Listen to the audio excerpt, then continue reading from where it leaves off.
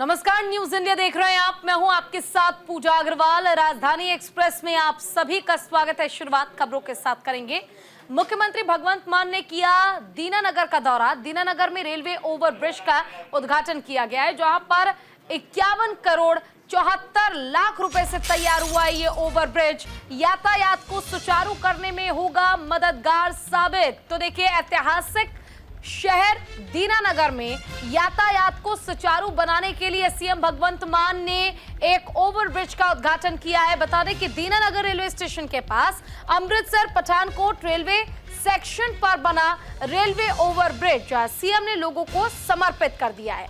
अगर लागत की हम बात कर लें तो 51,000 करोड़ रुपए की लागत इसमें खर्च हुई है, जिसके बाद ये ब्रिज तैयार हुआ है।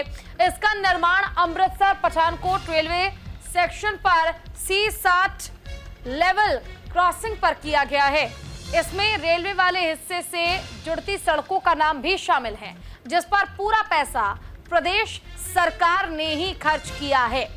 7 मीटर से ज्यादा लंबा और 10 मीटर चौड़ा ये प्रोजेक्ट साल 2019 में शुरू हुआ था, जिसे अब पूरा कर लिया गया है। तो एक बड़ी सौगात कह सकते हैं कि पंजाब वासियों को दी है मुख्यमंत्री भगवंत मान ने, और इसके जरिए लोगों के बीच आम आदमी पार्टी को लेकर एक वर्चस्व भी बरकरार।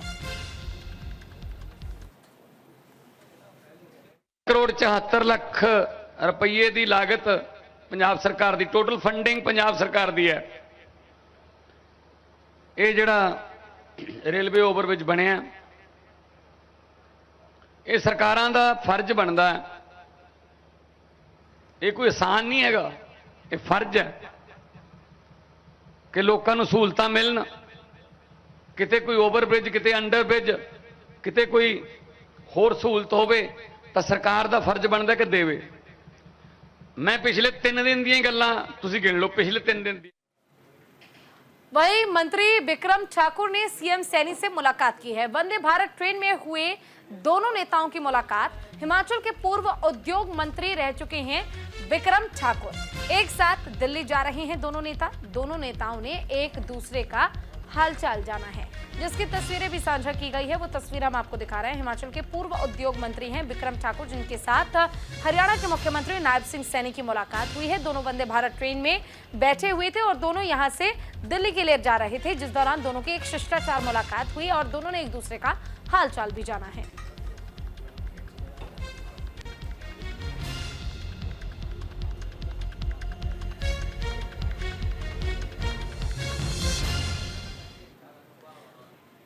और जालंधर से खबर है, जहां पर एएसआई ने हंगामा किया है। बिना निमंत्रण रिसोर्ट में आकर शराब पी ली।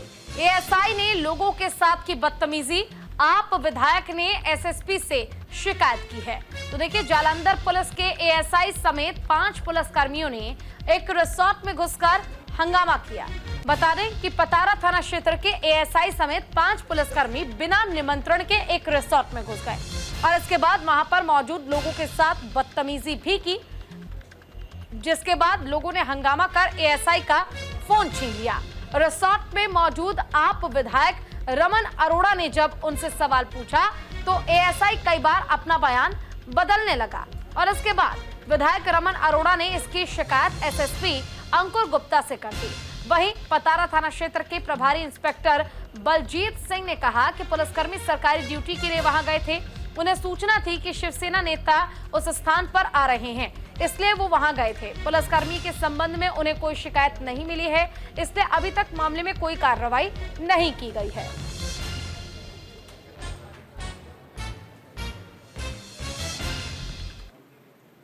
चलिए खबरों में बढ़ते हैं आगे। हरियाणा के गुरुग्राम से खबर है, जहां पर साइबर सिटी में कावड़ियों का जमावड़ा देखने को मिला है। कावड़ियों के जमावड़े से ट्रैफिक का रफ्तार धीमी हो गई है। शिवरात्रि को लेकर प्रशासन ने कसी कमर। हवा में ड्रोन के जरिए की जा रही है निगरानी। चप्पे चप्पे पर भारी पुलिस बल को भी तैनात किया गया है। तो देखिए, हरियाणा के गुरुग्राम में कावड़ियों का जत्था जो है वो रवाना हो चुका है और गुरुग्राम प्रशासन ने अपनी कमर कस ली है। कावड़ियों को किसी भी प्रकार की असुविधा ना हो, इसके लिए पुलिस ने पुख्ता इंतजाम किए हैं। नेशनल हाईवे 48 और नेशनल हाईवे 248A पर कांवड़ियों के लिए बैरिगेटिंग कर दी गई है और अलग से व्यवस्था की गई है। इसके अलावा ड्रोन से भी कांवड़ियों पर निगरानी रखी जा रही है। कांवड़ियों को यात्रा के दौरान किसी तरह की कोई परेशानी ना हो, इसके लिए कुछ स्थानों पर ट्रैफिक को भी डाइवर्ट कर दिया गया है। दरअसल राजस्थान हरियाणा के सुदूर इलाके जिसमें अलवर, बहरोड़, कोटपुतली और साथ ही कई ऐसे इलाके हैं, नारनौल हो या फिर कई ऐसी सड़कें जहां पर प्रबंध किए गए हैं। सैकड़ों शिव भक्त गुरुग्राम के इस नेशनल हाईवे से गुजरते हुए अपने गंतव्य स्थान के लिए गुजरते हैं। इसलिए गुरुग्राम पुलिस ने कांवड़ियों की सुरक्षा को सुनिश्चित करने की दिशा में काम करना शुरू कर दिया है और इसी के संदर्भ में रूट को भी डाइवर्ट किया गया है। ट्रैफिक जैसी भी स्थिति कई बार देखने को मिल रही है।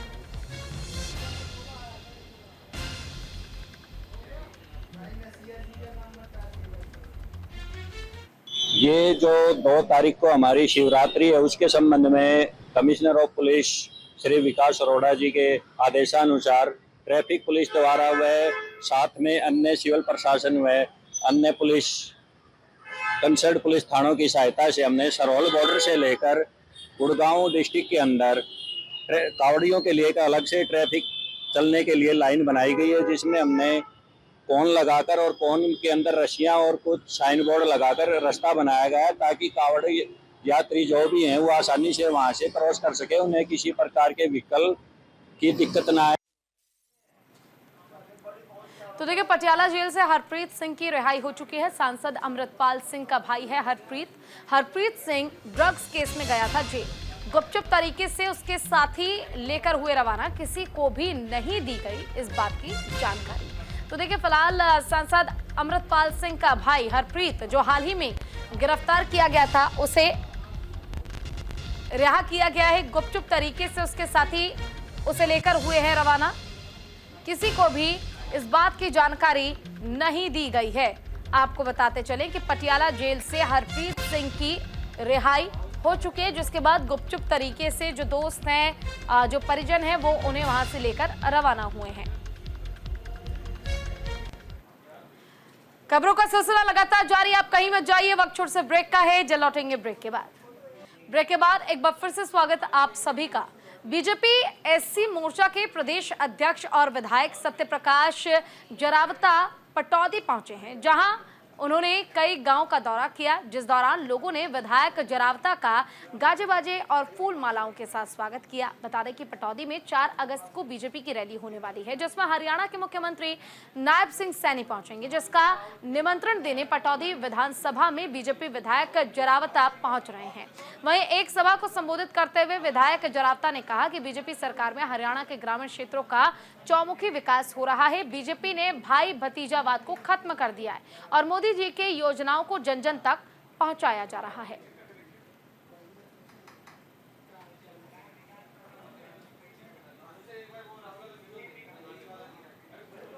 तो वहीं बीजेपी एससी मोर्चा के प्रदेश अध्यक्ष और विधायक सत्यप्रकाश जरावता पटौदी पहुंचे हैं और ये खबर हम आपको बता रहे हैं लगातार, जहां पर गांव का उन्होंने दौरा किया, जहां उनका भव्य स्वागत भी किया गया और उन्होंने कहा है कि चौमुखी विकास जो है वो हर ग्रामीण क्षेत्र का हुआ है मुख्यमंत्री नायब सिंह सैनी के नेतृत्व में।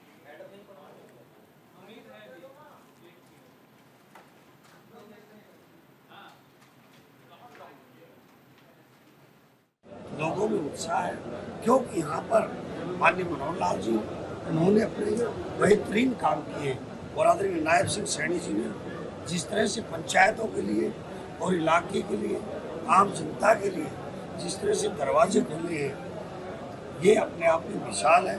लोगों में बहुत भारी उत्साह है आदरणीय मुख्यमंत्री नायब सिंह सैनी जी की। तो वहीं चंडीगढ़ शिमला 4 लेन पर लैंडस्लाइड हुआ है। अखबार ले जा रही गाड़ी पर गिरे पत्थर। बारिश के बाद भूस्खलन का पहला मामला सामने आया। हादसे में एक ही मौत, 2 गंभीर रूप से घायल हो गए हैं। तो एक ही मौत हुई है, 2 गंभीर रूप से घायल हो गए हैं। हिमाचल के सोलन जिले में बारिश के बाद भूस्खलन की वजह से सड़क हादसे का मामला सामने आया। बता दें कि चंडीगढ़ में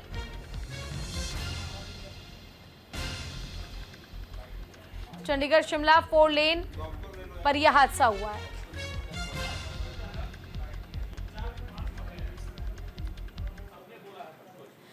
नशे ने निगला एक और घर का चिराग। नशे की ओवरडोज से युवक की मौत हो गई। पिछले 3 साल से युवक कर रहा था नशा। परिजनों ने सरकार से नशा खत्म करने की अपील की है। तो नशे की ओवरडोज की वजह से एक युवक की जान चली गई है। आपको बता दें कि पिछले 3 साल से युवक कर रहा था नशा। पंजाब में पिछले 2 दशक से नशे की समस्या लगातार बरकरार है। साल 2017 और 2022 के विधानसभा चुनाव में नशा प्रमुख राजनीतिक मुद्दा बना था। इसके बावजूद पंजाब सरकार ने नशे पर कोई लगाम नहीं लगाया। लगातार पंजाब के युवा नशे की दलदल में फंसते चले जा रहे हैं। ताजा मामला पंजाब के अजनाला से सामने आया।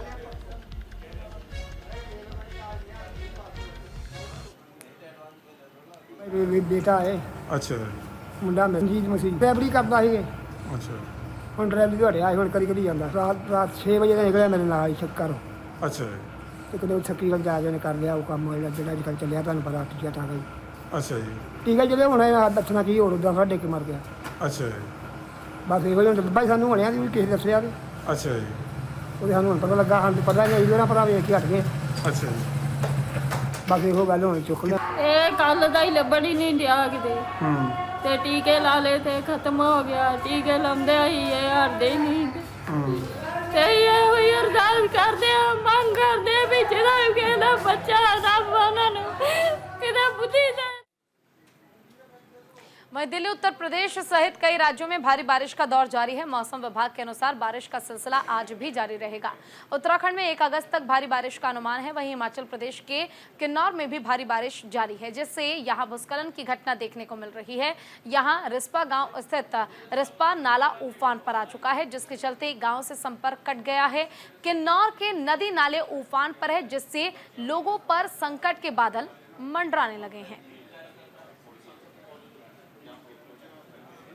वहीं लाहौल में मयाड़ घाटी के करपट नाले में बाढ़ आने से ग्रामीणों की 13 बीघा करीब कृषि भूमि में गाद भरने से फसलों को नुकसान पहुंचा है। एसडीएम उदयपुर केशव राम ने बताया कि शाम को 7:30 बजे ग्राम पंचायत टिंगरेट के करपट गांव में नाले में अचानक आई बाढ़ के कारण ग्रामीणों ने भागकर अपनी जान बचाई। घटना की सूचना मिलते ही राहत और बचाव दल को घटनास्थल के लिए रवाना कर दिया गया। वहीं इस घटना पर विधायक अनुराधा राणा ने बताया कि लोगों के खेत और फसल के नुकसान के अलावा कुछ सरकारी भवन क्षतिग्रस्त हो चुके हैं, लेकिन फसल और खेतों के नुकसान के एवज में उचित मुआवजा राशि जल्द प्रदान करवाई जाएगी। साथ ही खेतों की सिंचाई व्यवस्था को सुचारू रूप से चलाए रखने के लिए भी जल शक्ति और ब्लॉक विभाग को उचित दिशा निर्देश दे दिए गए हैं।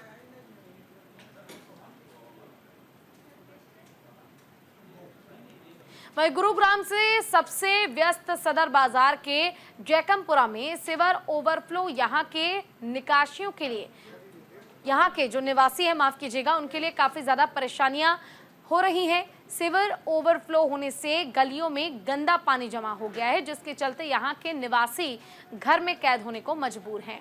जैकमपुरा निवासियों की माने तो ये समस्या पिछले 10 सालों से बनी हुई है, लेकिन उनकी सुध लेने वाला कोई नहीं है।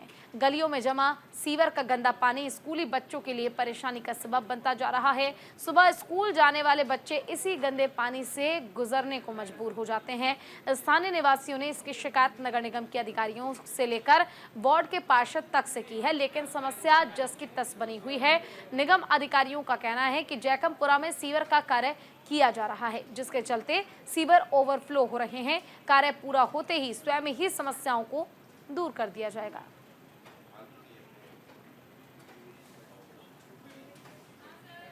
कॉलेज के सामने 3 चैम्बर हैं। तीनों चैम्बर पिछले 1.5 महीने से ये बिल्कुल ब्लॉक हैं। एमसीजी में डेली रिपोर्ट करते हैं टोल फ्री नंबर पे। कभी अशोक कुमार जी का जेई का नंबर भेजते हैं, जेई को कॉल करते हैं, कहते हैं जी मेरी तो ट्रांसफ़र हो गई। अगर ट्रांसफ़र होगी इतना मतलब आपका सिस्टम ख़राब है। ट्रांसफ़र होने के बाद उस जेई का नंबर क्यों भेज रहे हो आप? जेई कहता है जी सुमित को कॉल करो, सुमित चहल जेई है। मतलब अब हम कस्टमर्स, मतलब हम लोग नागरिक होके हम एम्प्लॉयज़ को कॉल करेंगे सरकारी बंदों को, जी आप काम करो हमारा आके। पिछले 10 साल से ये समस्या आ रही है। सीवर भरे रहते हैं, एक जेई को भेज देते हैं, जेई देख के चला जाता है। उसके बाद कोई भी बड़ा अधिकारी आकर यहाँ पर सर्वे नहीं करता कि क्या काम हो रहा है। तो एक सीवर है यहाँ पे, कोई राव करके फैमिली है जो अब यहाँ से छोड़ के 15 सेक्टर जा चुकी है, उनके सामने का सीवर है। अब मेन समस्या ये जो अधिकारी लोग आ रहे हैं कि पीछे पाइप डल रही है, पीछे पाइप डल रही है, मेन लाइन खुलेगी तो आपकी साफ हो जाएगी। मेरा प्रश्न सिर्फ इतना सा है कि यही मेन क्यों ओवरफ्लो हो रहा है। वहीं पंजाब पुलिस के डीजीपी ने बताया कि नशे के खिलाफ 3 आयामी रणनीति के प्रभावशाली परिणाम मिले हैं। बताया कि पिछले 5 हफ्ते में 850 से अधिक जागरूकता कार्यक्रम आयोजित किए गए हैं और 12,687 ग्राम रक्षा समितियों का गठन किया गया। उन्होंने आगे कहा कि मुख्यमंत्री मान के अगुवाई में हम नशा मुक्त पंजाब के लिए प्रतिबद्ध हैं, साथ ही मिलकर हम नशा के खिलाफ लड़ाई जीतेंगे।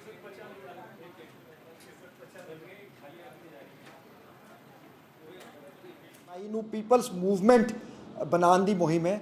ਨਸ਼ਿਆਂ ਦੇ ਖਿਲਾਫ ਜੰਗ ਜਿਹੜੀ ਪੰਜਾਬ ਸਰਕਾਰ ਲੜ ਰਹੀ ਹੈਗੀ, 17 ਜੂਨ ਨੂੰ ਇੱਕ ਹਾਈ ਲੈਵਲ ਰਿਵਿਊ ਮੀਟਿੰਗ ਦੇ ਵਿੱਚ ਮਾਨਯੋਗ ਮੁੱਖ ਮੰਤਰੀ ਸਰਦਾਰ ਭਗਵੰਤ ਮਾਨ ਨੇ ਜਿਹੜੀ ਈਡੀਪੀ ਸਟ੍ਰੈਟਜੀ ਰਿਵਿਊ ਕੀਤੀ ਸੀਗੀ, ਉਹਦੇ ਤਹਿਤ ਸਾਨੂੰ ਨਿਰਦੇਸ਼ ਦਿੱਤੇ ਗਏ ਸੀ ਕਿ ਪੰਜਾਬ ਦੇ ਹਰ ਪਿੰਡ ਤੇ ਹਰ ਮੁਹੱਲੇ ਦੇ ਵਿੱਚ ਲੋਕਾਂ ਦੀ ਕਮੇਟੀਆਂ ਬਣਾਈ ਜਾਣ।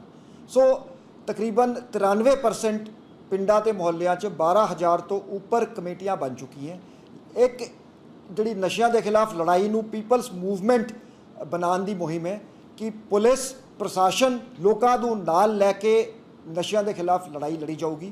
तो इस दे विच कंटीन्यूअस तौर पर जी एक्टिविटीज़ हैगी यूथ नू इनवॉल्व करके नशिया के खिलाफ जागरूकता फैलाई जाऊगी।